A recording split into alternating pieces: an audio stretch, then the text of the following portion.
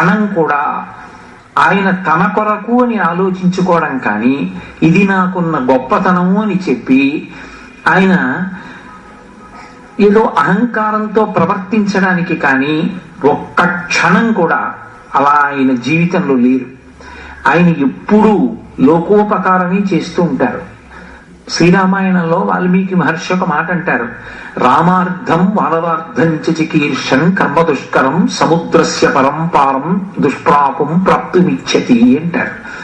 100 యోజనముల సముద్రాన్ని గడచి వెళ్ళవలసిన అవసరం ఏమిటి ఆయనకి? ఎందుకు అంత కష్టపడి వెళ్ళడం?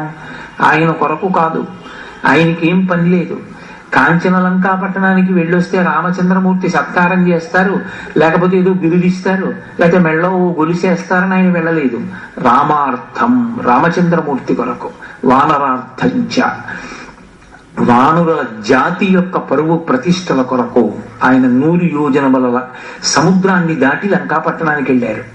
అంటే శరీరమునకంత వేగం ఉన్నా, మనసుకి అంత శక్తి ఉన్నా, ఈ రెండిటి వేగము ఒక్క క్షణం కూడా ఆయన జీవితంలో చెయ్యరాని పని చెయ్యడం కోసం ఉపయోగపడింది అన్నది లేదు.